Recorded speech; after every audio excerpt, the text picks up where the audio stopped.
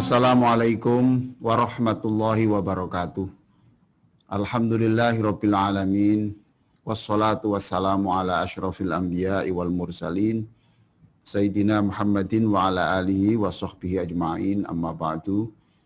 Yang saya hormati Bapak Rektor dan para Wakil Rektor, termasuk Wakil Rektor 1 yang barusan memberikan kata sambutan yang amat penting tadi. Yang saya hormati, kita muliakan Kepala Pusat Pondok Pesantren Mahasiswa UIN Sunan Ampel, Bapak Kiai Haji Abdul Mujib Adenan, para guru-guru, para asatidz dan asatidzah yang sangat saya muliakan, serta anak-anakku yang saya doakan ya dan diamini oleh para ustadz yang sangat saya banggakan, dan saya yakin Ananda semua akan suatu saat menjadi ulama besar.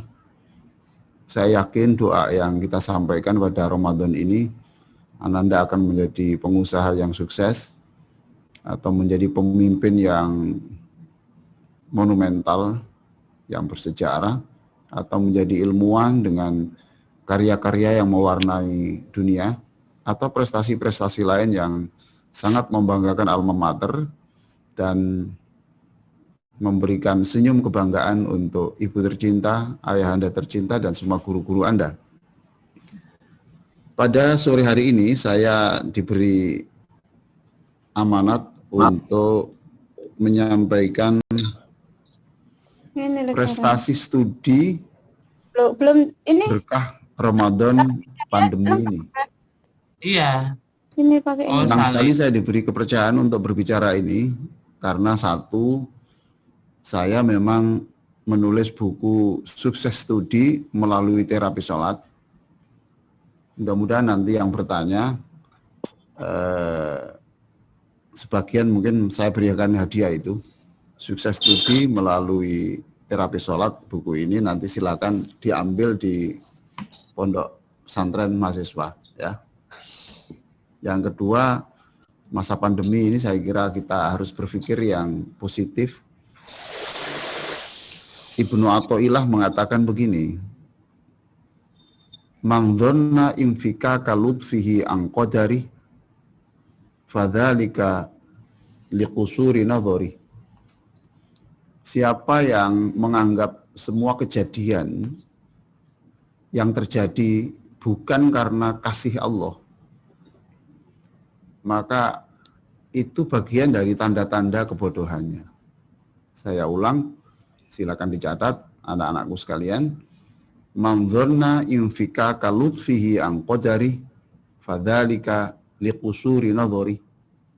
Siapa yang menganggap peristiwa apa sajalah yang menyangkut diri Ananda, menyangkut diri para ustadz, semua kita, ya sakit, ya kehilangan sesuatu yang dicintai, apa sajalah. Lalu pikiran kita tidak menganggap bahwa itu adalah wujud kasih Allah. Maka saat itu Anda disebut orang yang tidak cerdas. Nah, ini sebenarnya mengajarkan kita untuk berpikir yang positif, berpikir yang positif. Mohon maaf.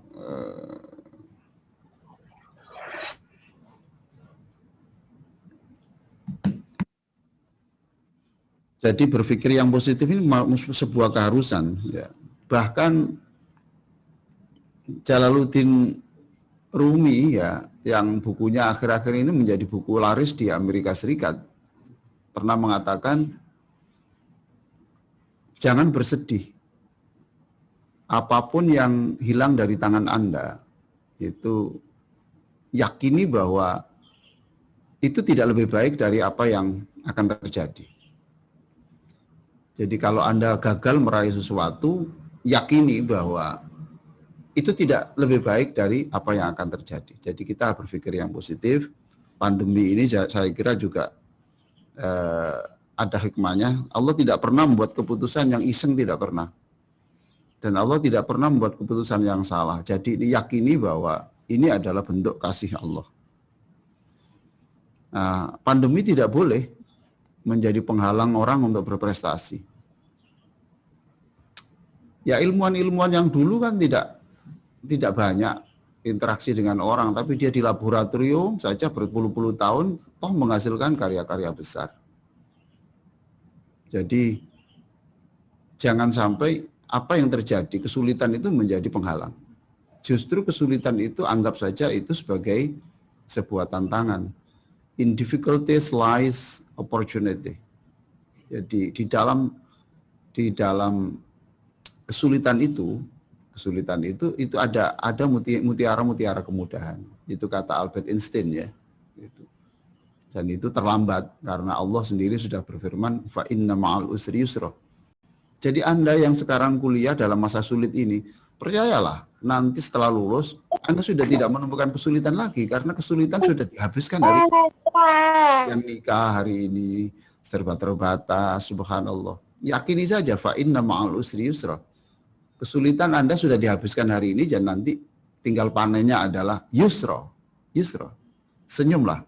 Setiap matahari terbit, yakini bahwa akan terbit harapan-harapan baru untuk kita semuanya. Dan kalau menjelang berbuka, matahari terbenam, yakini bahwa terbenam pula lah seluruh masalah yang ada di depan kita. Saudara-saudara sekalian yang sangat saya hormati, saya pernah menulis quote yang seperti ini ya. Jangan menunggu hujan reda. Jangan menunggu hujan reda. Menarilah di tengah hujan dengan ceria. Jangan menunggu hujan reda. Menarilah di tengah hujan dengan ceria. Artinya apa? Ya sudah, enggak usah menunggu pandemi ini lewat atau tidak. Ya sudah, sekarang dijalani saja. Menari aja kita dengan ceria. Menari saja dengan ceria. Saya juga menulis, jangan menunggu kelapa jatuh dari pohonnya. Panjatlah segera meskipun kaki dan tangan berdarah-darah. Nah, gitu. Jadi, kapan pandemi ini Pak berakhir ya? Sudah dianggap saja selamanya. Supaya enak pikiran kita. Nanti kalau dipikir setahun lagi, ternyata tidak. Sebulan lagi, ternyata tidak. Ya sudah dianggap aja selamanya, sehingga kemudian kita mengatur strategi bagaimana kita bisa bekerja dan berprestasi sekalipun kita pada masa pandemi ini. Jangan menunggu kelapa jatuh dari pohonnya. Kelapa ditunggu di bawah sampai kapan jatuhnya. Enggak. Sekarang segera panjatlah pohon itu sekalipun tangan dan kaki Anda berdarah-darah. Para ustadz dan mahasiswa sekalian, para santri, dan ini ada beberapa peserta ini yang mengikuti di YouTube ini, saya panggil Profesor Dr. Mujira Harjo ikut acara ini dan juga beberapa mahasiswa dari UNESA dan juga ada beberapa mahasiswa dari UNER yang ikut bergabung tadi memberitahu saya. Senang sekali lah bergabung dengan Anda semuanya ya. Sekarang kita sudah berada pada bulan Ramadan. Kita bersyukur ya, senang sekali. Jadi kita senang dengan sesuatu yang baik, itu sudah poin. Ramadan kita tidak bisa melakukan kebaikan maksimal, tapi kita merasa senang ya. Senang kepada kebaikan berarti tanda orang itu baik. Maka inilah Ramadan, bulan sedikit bicara banyak karya. Inilah bulan sedikit bicara dan banyak karya. Kita diperintahkan untuk banyak bersedekah, tapi kita tidak boleh banyak bicara yang tidak baik. Apalagi bicara yang tidak produktif. Ditahan sedemikian rupa, menulis di WhatsApp atau apa sajalah yang itu tidak bermanfaat, tinggalkan. Karena kita punya momen besar. Kita punya momen besar, yaitu kita belajar yang banyak selama Ramadan. Jadi berakhlaklah seperti Allah. Allah tidak makan, tidak minum, tetapi pekerjaannya adalah memberi makan dan minum. Jam-jam ini Allah bekerja bagaimana ayam itu bertelur. Dan Allah tidak berbicara panjang-panjang. Ya sudah langsung dipersembahkan karyanya. Siang malam Allah membesarkan pohon apel ya sampai berbuah, sampai masak, subhanallah. Dan itu Allah tidak banyak bicara. Kemudian dipersembahkan. Nah inilah akhlak yang harus kita kita ikuti, ya jangan banyak bicara, tetapi nanti yang bicara itu adalah karya Anda. Work hard in silence. Work hard in silence, and your success be your noise. Work hard in silence. Jadi kerjakan tugas yang sungguh-sungguh, tidak usah rame-rame, ya. Membuat karya apa? Diam aja. Orang rame-rame mengolok-olok, tenang saja. Nanti biar aja hasil karya Anda yang menjawab. Work hard in silence. Kerja keras dalam kesenyapan, dan nanti biarlah nanti yang berbicara bukan Anda, yang berbicara adalah karya Anda. Baik, jadi Ramadan ini adalah Ramadan bulan sedikit bicara banyak karya. Maka saya juga mengajak semua kita ini, apa yang kita karyakan selama Ramadan ini. Kalau saya Ramadan ini saya dapat tugas membuat tafsir tematik ayat-ayat komunikasi, ya saya kerja. Nanti setelah Ramadan saya harus melahirkan buku itu sebagai karya kenang-kenangan Ramadan untuk anak-anak mahasiswa lah gitu. Saya malu kalau mengajar Anda, lalu saya hanya mengajar lewat kata, tapi saya harus mengajar dan saya harus menunjukkan bahwa saya telah belajar bersama Anda. Anda serius, kami serius. Anda fokus, kami fokus, dan kata Albert Einstein lagi, where focus goes, energy flows. Where focus goes, energy flows. Ketika Anda sudah bisa fokus, maka disitulah ada energi-energi besar.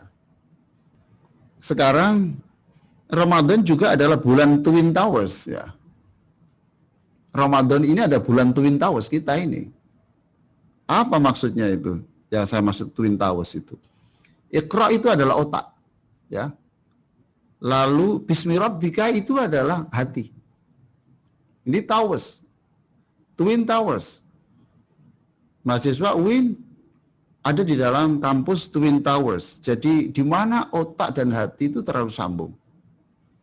Kalau hanya hati yang dikembangkan, rasa yang diolah, dan tanpa rasio, Anda menjadi orang baik tetapi tidak baik untuk orang lain karena Anda tidak melahirkan karya-karya besar. Anda berakhlak tapi tidak punya visi besar. Sopannya sopan tetapi tidak punya visi besar, tidak punya karya besar yang disumbangkan untuk dunia. Maka ini Twin Towers maksud saya adalah bulan di mana kita menerima wahyu Iqra. Telitilah, bacalah Bismi Rabbika dan hati. Inilah Twin Towers kita, memadukan antara otak dan hati, antara ilmu-ilmu yang tidak menyangkut ibadah dengan ilmu-ilmu yang menyangkut ibadah. Inilah bulan yang sangat indah ya. Di dalam salawat itu saya kira mahasiswa UIN hafal lah itu. Yang apa ini tentang Iqra itu, Ramadan.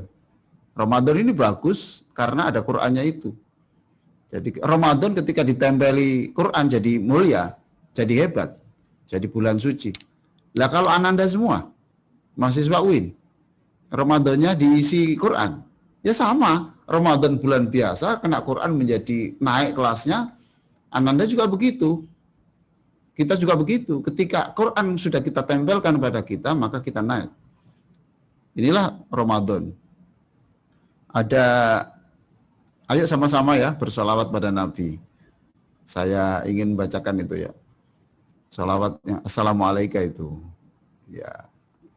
Qalbun bil haqqi ta'allaq wa bi ghari khira'a ta'allaq yabki yas'alu khaliqahu fa'atahul wahyu fa'ashraq iqra ya Muhammad assalamu alayka ya ayo assalamu alayka ya Rasulullah assalamu alayka ya habibi Ya Nabi Allah, Ya Rasulullah. Baik, pemirsa sekalian dan juga yang mengikuti di YouTube ataupun di Zoom ataupun yang di masjid yang kita cintai ini, di Masjid Ulul Albab, kampus yang tercinta ini, mengapa kita harus sukses? Mengapa kita harus sukses? Sukses itu ditandai satu, tepat waktu. Mengapa semua mahasiswa UIN, apakah itu S1, S2, S3 harus cepat selesai? Harus tepat waktu. Sebab kita ini kampus di mana wal asri itu menjadi pegangan. Wal asri itu menjadi pegangan. Kalau kita cinta Rasul, cinta sahabat. Kalau kita cinta sahabat, para sahabat seringkali kalau bertemu dengan orang tidak pulang dulu sebelum dibacakan wal asri demi waktu. Demi waktu, wal asri. Jadi kita kuliah tepat waktu itu berarti kita cinta Rasul, cinta Al-Quran. Tepat waktu itu bagus. Saya kira Anda semuanya masih ingat kata-kata ini ya. Silakan ditulis. Better 3 hours too soon. Better 3 hours too soon than a minute late. Better 3 hours too soon than a minute late. Lebih baik 3 jam datang lebih awal daripada Anda terlambat 1 menit. Ini orang sekuler, tidak mengerti agama, punya prinsip seperti ini. Maka kita bangkit. Ramadan adalah bulan kita berubah. Bagaimana kita bisa menghargai waktu. Wal asri. Jadi yang pertama, mengapa kita harus lulus lebih awal? Ya, karena kita ingat sumpah Allah di dalam Al-Quran demi waktu. Yang kedua, karena hidup ini tidak hanya studi yang kita tangani. Adik-adik sekalian, anak-anakku sekalian yang sangat saya cintai. Saya doakanlah Anda semuanya ini menjadi orang yang bisa menggendong ibu Anda ke surga. Ya. Saya doakan Anda ini karena membuat senyum Allah ya, membuat senyum orang tua, lalu Allah senyum pada Anda. Senyum orang tua adalah senyum Tuhan untuk Anda. Senyum manusia adalah senyum Allah untuk Anda. Maka kita harus segera selesai kuliah. Kenapa? Fa'idha faraghta fansab. Masih banyak lah yang setelah kita kerjakan nanti setelah di kampus itu. Kalau kuliah lanjutan ya lanjutan, kalau kerja ya kerja, kalau bikin pondok, kalau mengabdi di mana ya sudah kita. Jadi masih banyak yang kita lakukan, jangan terpaku pada satu kegiatan. Jadi fa'idha faraghta fansab. Cepat selesai, cepat mengabdi, cepat selesai, cepat melanjutkan kuliah. Yang ketiga, mengapa kita harus lulus tepat waktu? Karena kita ingin membantu negara. Anda semua yang kuliah, baik disumbang oleh pemerintah atau tidak, sebenarnya pemerintah nyumbang. Aslinya SPP itu kan mahal, tapi disubsidi oleh negara. Lah uang untuk subsidi negara itu adalah uangnya rakyat. Jadi kalau kita tepat waktu, berarti kita menghargai uangnya rakyat. Apalagi pinjaman tuh uang pinjaman dari luar negeri. Kita percepat. Kita telat 1 semester, berarti kita memperbanyak kita menggunakan uang negara. Dan tidak hanya itu, kita berharap bahwa dengan tepat waktu berarti kita membuat senang orang tua dan ingat ridhollah, terus kan? Bagus. Ridhollah fi ridhol. Baik, luar biasa. Ridhollah fi ridhol walidain wa sukhtullah fi sukhtil walidain. Senyum Allah, senyum orang tua adalah senyum Allah untuk Anda, dan marahnya orang tua, kecewanya orang tua adalah kecewanya Allah, marahnya orang tua adalah marahnya Allah. Jadi tidak bisa ditawar-tawar. Kalau Anda ingin sukses, tidak bisa ditawar-tawar. Ciumlah kaki ibu Anda dan minta doa. Alirkan doa ibu Anda di darah Anda. Alirkan doa ibu Anda itu di darah Anda. Saya yakin kesuksesan akan di depan Anda. Baik, mengapa kita harus sukses? Tadi sukses tepat waktu, sekarang tidak cukup lah gitu. Lulus sukses dengan prestasi. Tepat waktu, yes. Tapi juga dengan prestasi. Mengapa? Anda prestasi itu 1 poin itu untuk masa depan Anda. Kalau Anda lulus dengan IPK tertinggi, nah itu sudah poin. Maka lulus dengan prestasi itu poin. Yang kedua, menaikkan kelas di mata Allah dan manusia. Jadi kalau Anda punya prestasi, ilmunya itu bagus, menonjol, kelas Anda itu naik. Kelas Anda naik. Adik-adik sekalian dan anak-anakku dan para ustadzah yang saya muliakan dan anak-anak yang kami cintai. Senang sekali lah saya bertemu dengan Anda di saat saya berpuasa, Anda berpuasa. Cahaya Anda mencahayai saya dan mudah-mudahan cahaya kami yang di Ma'had ini juga ikut mencahayai Anda. Burung beo itu murah. Tetapi kalau itu bisa assalamualaikum ya, burung itu bisa jutaan toh. Jadi ilmu itu menambah kelas Anda, menambah harga Anda. Anjing yang tidak terlatih itu kalau hasil berburu itu tidak boleh dimakan. Anjing tidak berilmu. Tapi kalau anjing itu berilmu, terlatih, apresiasinya Allah, silakan, boleh dimakan. Ini kuliahnya Pak Kiai Mujib Adenan ini, ya itu di pondok itu. Saya kira begitu. Jadi anjing menjadi naik kelasnya karena terlatih, punya keterampilan. Naiklah kelasnya. Sesuatu yang tidak terlatih itu tidak boleh dimakan, tapi kalau anjing itu mukallibina itu terlatih maka boleh dimakan. Jadi kalau Anda prestasi maka kelas Anda naik.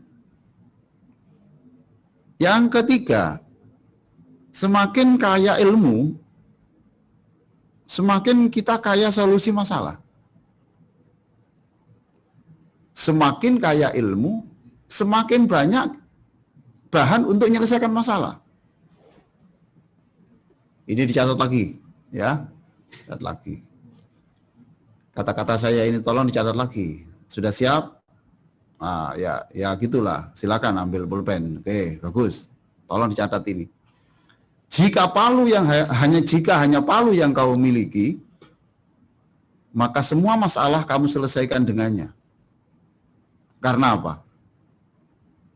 Karena apa? Ya, betul. Ya karena yang dimiliki hanya palu. Untuk bikin sambal, ya palu. Ngejar nyamuk, ya palu. Karena apa? Karena enggak punya alat yang lain. Yang dipunya hanya palu. Yang dimiliki hanya palu.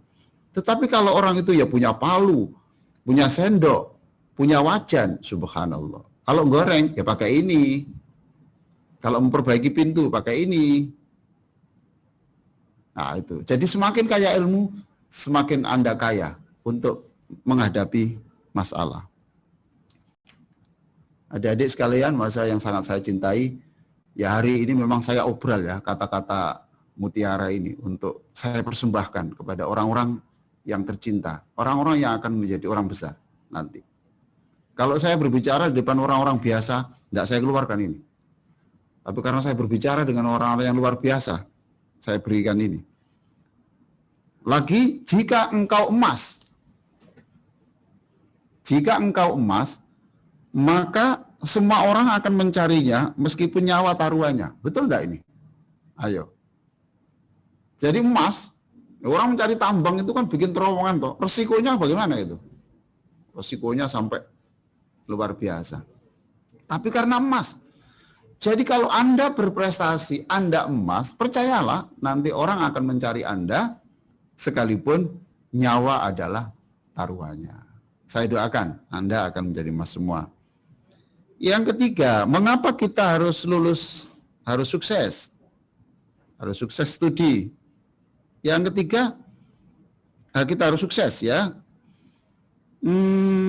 Kita harus lulus tidak hanya waktunya yang pas, tidak hanya prestasi, tapi kita bisa memadukan antara kecerdasan intelektual dengan kecerdasan emosional. Kecerdasan emosional. Kalau kecerdasan intelektual, Anda bisa di bangku-bangku kuliah lah. Ya, gitu.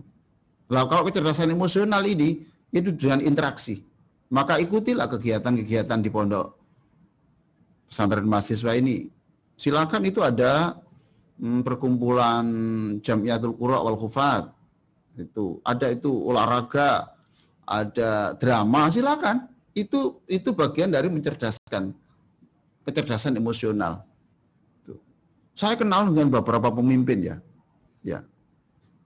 Itu kalau orang itu memang dia aktivis ya, aktivis dan dia banyak kecerdasan emosionalnya. Ketika jadi pemimpin itu ada masalah itu tidak terlalu kalut, ya tenang, kemudian menghadapi orang itu tidak canggung. Itu kecerdasan emosional ya, kecerdasan emosional. Sebab apa? Tidak bisa kita masa depan tuh pakai kecerdasan, menggunakan kecerdasan intelektual saja tidak cukup. Sebentar saya lihat jam ini. Oh, ini sudah mendekati jam 5 ya. Tidak bisa, tidak cukup ya, tidak cukup. Bahkan di dalam hasil penelitian itu, dari 100 penentu kesuksesan hidup, jadi dari ada ranking 1 sampai 100. Ternyata IQ itu hanya menempati penentu yang ke-21, faktor ke-21. Oleh karena itu, kecerdasan emosionalnya harus kita bangun. Akhlakmu di kampus ikut menentukan masa depanmu. Saya ulang, akhlakmu di kampus ikut menentukan masa depanmu. Sebab apa saja yang kau lakukan di kampus ini direkam oleh semua dosen, direkam oleh masyarakat, sehingga suatu saat katakan orang ingin referensi dari kita, tentu yang kita sampaikan adalah akhlak Anda itu. Nah, kalau di kampus pernah melempar kaca pecah, atau ternyata dia melakukan tindakan-tindakan yang tidak terpuji, lalu itu terekam oleh otaknya dosen, kebetulan orang yang mau merekrut Anda itu tanya kepada dosen itu, diberitahu apa adanya. Jadi akhlakmu di kampus ikut menentukan masa depanmu. Jadi orang bijak, orang punya kecerdasan emosional itu memang luar biasa. Ini ya, Jalaluddin Rumi pernah mengatakan begini. Ketika aku merasa pintar, aku ingin merubah dunia. Nah, sekarang aku bijak, maka aku ingin merubah diriku sendiri. Jadi ketika merasa pintar, yang diinginkan itu adalah aku harus merubah dunia. Nah, sekarang ketika pintar, kita bijak, dengan dia mengatakan, enggak. Sekarang saya merasa bijak. Orang bijak adalah berpikir, saya harus merubah diri sendiri dulu. Nah, gitu. Oleh karena itu sekali lagi, cerdaskan emosional Anda dengan banyak bergaul dengan dosen, dengan teman-teman, ikutilah kegiatan-kegiatan yang menambah skek Anda. Skek itu singkatan apa itu? Sistem Satuan Kredit Ekstrakurikuler ya, gitu. Baik, sekarang sampailah kita pada, kalau tadi mengapa harus sukses, jenis kesuksesan apa, sekarang pada menit-menit 20 menit berikutnya saya akan berbicara kiat sukses. Kiat sukses. Yang pertama adalah Iqra. Iqra. Baca ayat-ayat qauliyah. Quran. Kalau mahasiswa selain UIN mungkin tidak apa-apa lah ya. Itu. Kalau enggak Ramadan khatam Quran tuh ya. Tapi kalau UIN lah, ya harus lah. Harus. Syukur-syukur ini khatam Quran dibaca selama sholat. Ya seumur hidup sekali kan tidak apa-apa toh. Saya berani ngomong karena saya sudah melakukan beberapa kali. Jadi membaca Quran khatam dalam sholat. Ini ada Pak Gary ini barusan WA ke saya dari Jerman. Ketika saya menyampaikan Zoom pengajian di Jerman, saya sampaikan itu. Masa Muslim seumur hidup tidak pernah khatam Quran waktu sholat. Ini laporan menjelang Ramadan ini sudah saya khatam Pak, selesai. Bukan sekali sholat, bukan. tetapi diangsur 2 bulan, 3 bulan gitu ya. Setiap salat sunnah wajib baca Quran, pegang aja gini. Luar biasa. Luar biasa. Insya Allah lah, tangan Anda jadi tangan yang ada energi Quran, muka Anda terkena energi Quran. Iqra, baca. Ayat-ayat yang qauliyah. Ayat yang qauliyah itu ya Quran, ya. Ayat alam semesta. Mengapa Allah menciptakan ada siang dan malam? Oh, Anda mesti dapat pelajaran. Dapat pelajaran.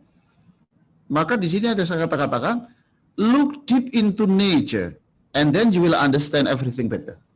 Pelajarilah alam semesta, rumus-rumus alam semesta. Dijamin Anda akan bisa memahami kejadian itu dengan lebih gampang. Mengapa Allah menciptakan langit dan bumi seperti disebut di dalam surah As-Sajdah itu? Alladzi khalaqas samawati wal arda wa ma bainahuma fi sittati ayyam tsumma stawa 'alal 'arsy ma lakum min dunihi min waliyyi wala syafi' afala tatadzakkarun.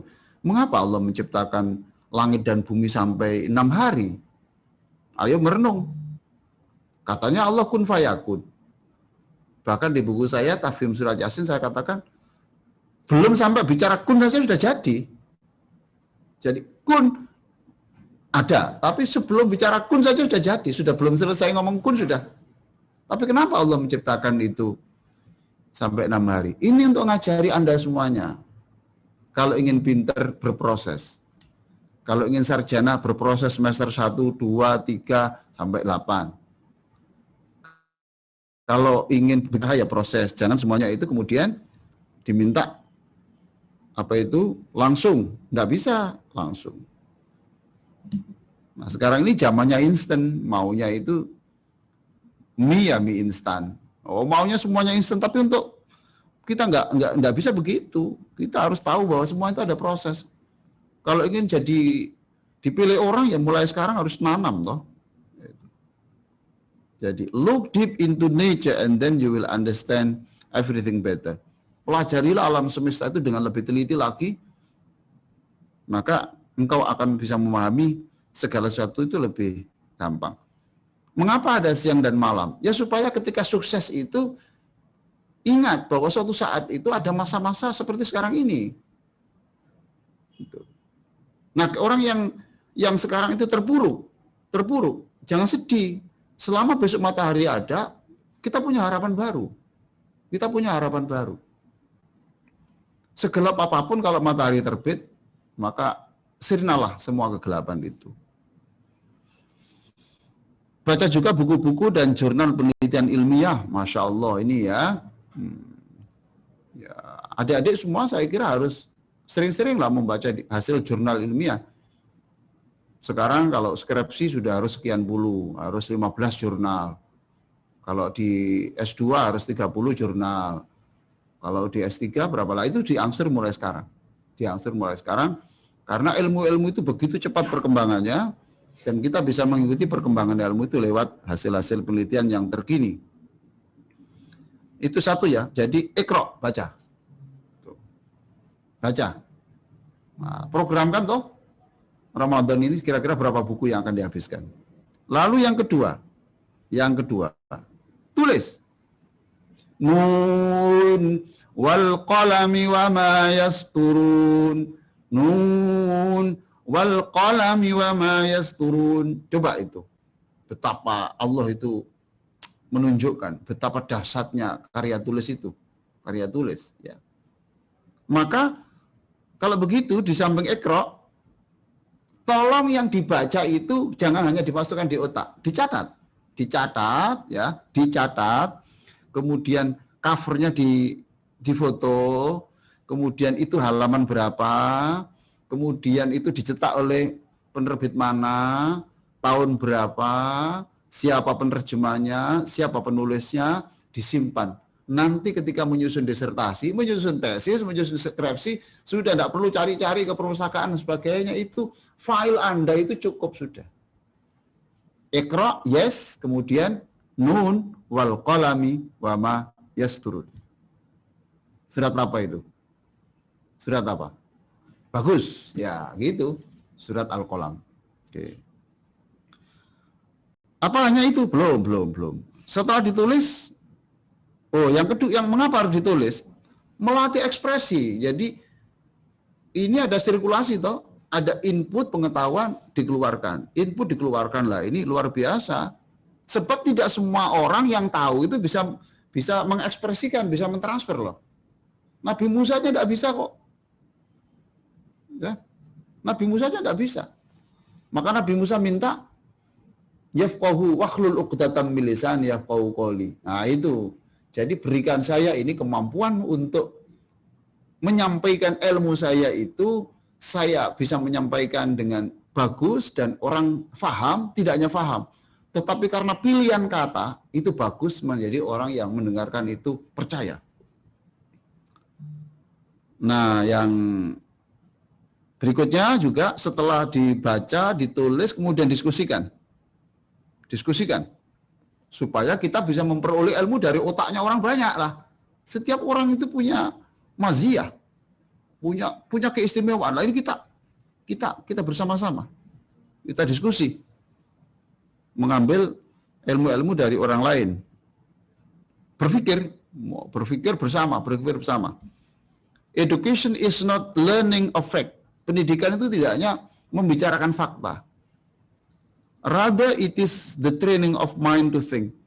Justru pendidikan itu adalah melatih otak untuk berpikir.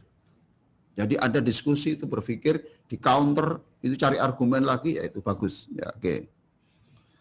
Nah ini yang terakhir nanti sebelum kita beberapa menit untuk dialog.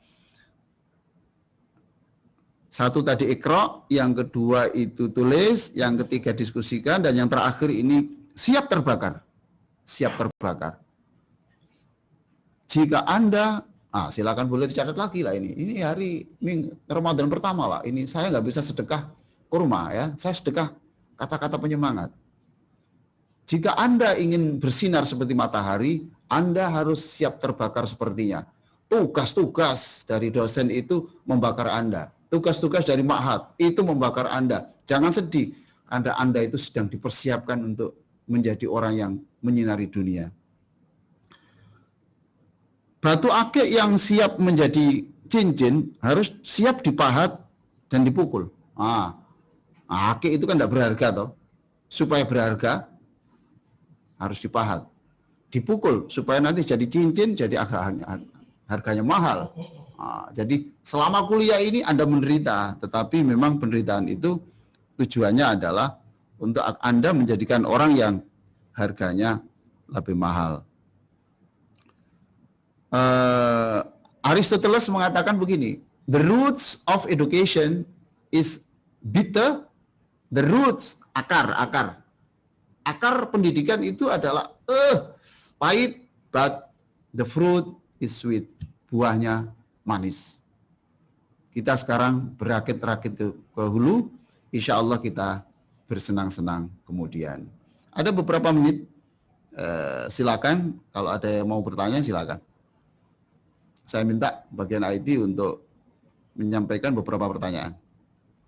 Saat ini sudah ada 10 pertanyaan, Prof. Ya, tapi dipilih mana yang. Oke. Akan saya bacakan salah satu. Yang agak keras sedikit, saya enggak seberapa dengar ya.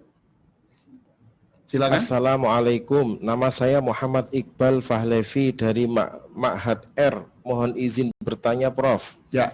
Pertanyaan pertama, bagaimana cara seorang mahasiswa mengetahui mengenai bakat-bakat yang dimiliki sehingga dia mampu mengembangkan bakatnya dan menjadi berprestasi? Pertanyaan kedua.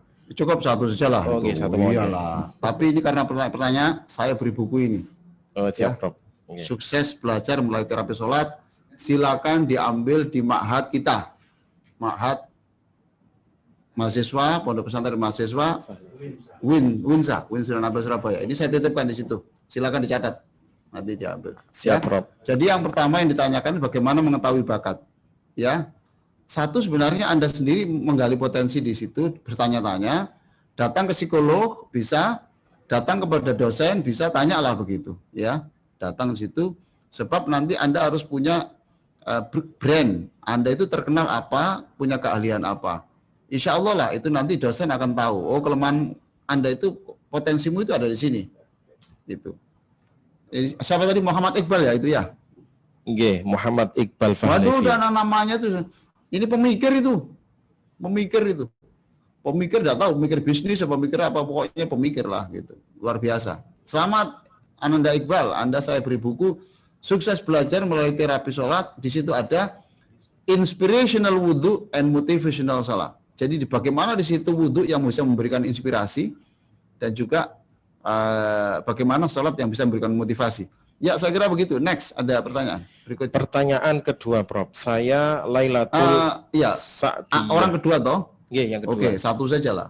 Saya Lailatul Sa'diyah, jurusan tasawuf psikoterapi semester 2. Masya Allah. Sudah Saya izin bertanya, prinsip hidup seperti apa yang Prof. Ali pegang sampai saat ini, dan kesuksesan terbesar apalagi yang ingin Prof. Ali capai atau impikan di dunia maupun orang akhirat? Tasawuf ini pertanyaannya gitu. Udah, saya kasih ini yang buku tasawuf aja. Ini. Siapa tadi?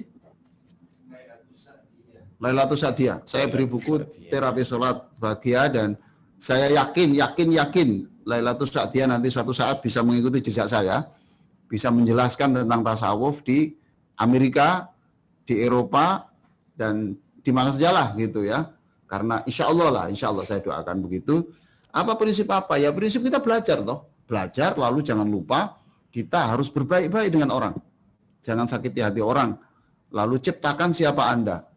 Gitu. Saya ini itu Ananda Sa'diyah ya. Saya diundang apakah di Amerika, di Eropa, ataukah di Bangladesh, di Cina, di Taiwan, di Iran, semua itu saya pikir-pikir bukan karena pinter saya itu.